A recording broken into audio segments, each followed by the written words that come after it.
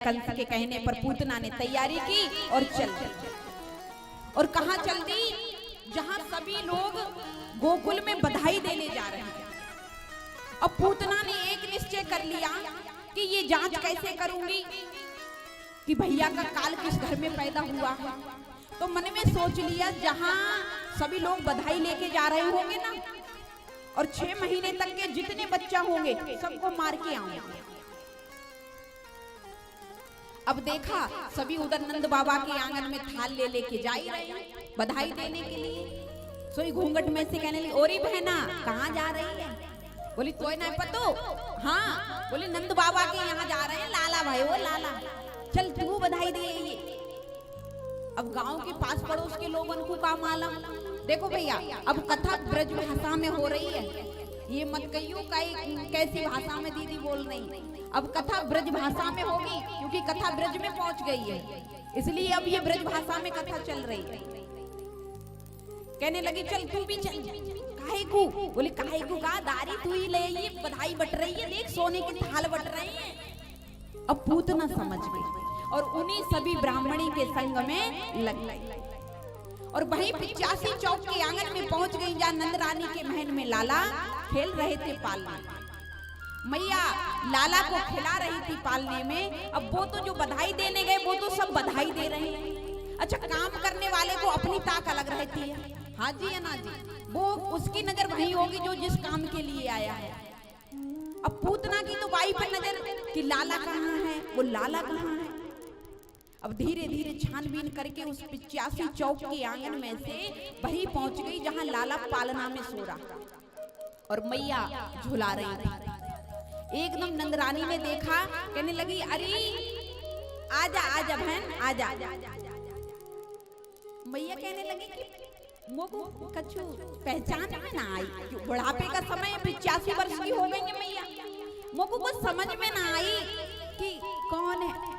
अरे मैया हाय तू कहाँ जाने, तेरे मौसी की मौसी की मौसी की मौसी की छोरी हूँ मैं।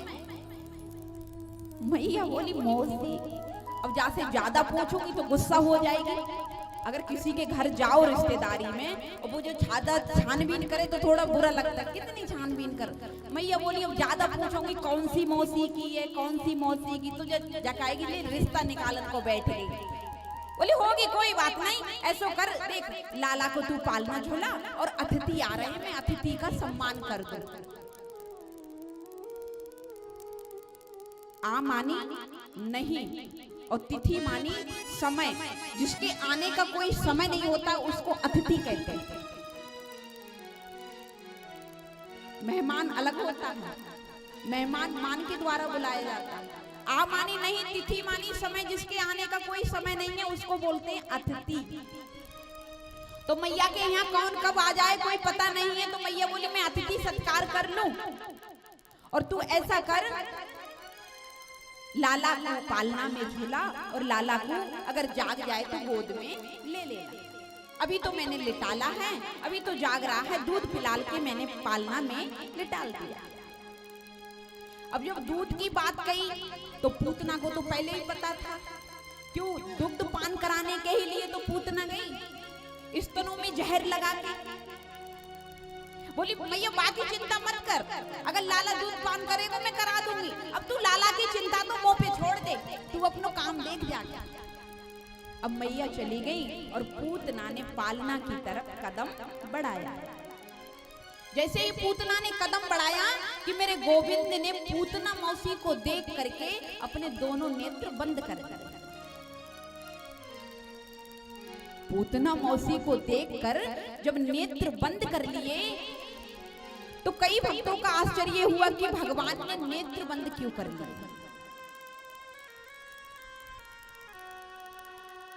एक संदेश तो भागवत जी में है कि भगवान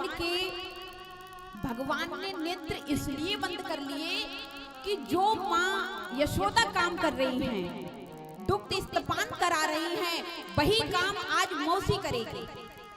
मौसी स्तनों में जहर लगा के आई है मारने के लिए, तो मौसी भी दुग्ध पान कराएगी और मैया पहले से करा रही है, तो जो गति मैया को मिलनी चाहिए वही गति मौसी को भी मिलना। प्यारे, इसको कहते हैं दया के सागर, करुणा के सागर। जो इंसान जहर लगा के मारने आया है, उसको कौन सी पदवी प्रदान करनी है जो मैया यशोदा को दे रहे हैं। इसलिए गोविंद आंख बंद करके देख रहे हैं कि मैया जब यहाँ से जाएगी तो मैया को कौन सी पदवी प्राप्त करेंगे, वही पदवी मौसी को भी मिलना चाहिए।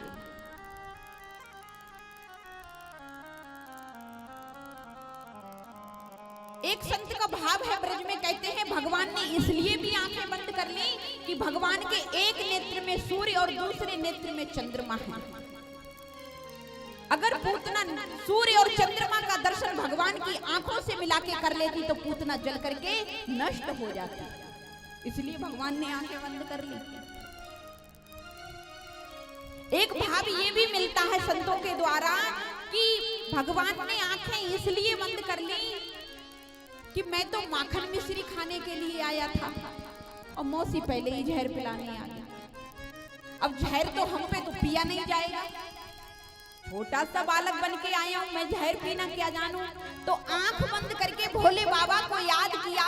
भोले बाबा कहीं भी हो, जब समुद्र मंथन हुआ और 14 रतन निकले, उन रतन में पहले विष निकला था, विष को तुमने ही धारण किया था, आज मौसी के स्तनों का भी विष धारण कर जाओ। चौथा भाव मिलता है कि भगवान ये कहते हैं कि जब मैं त्रेता में राम राज्य में आया था तो सबसे पहले भी मैंने स्त्री का वध किया था। राम ने सबसे पहले किसको मारा था, बोलो। अब ये तुम्हें बता दूं, राम ने सबसे पहले किसको मारा है?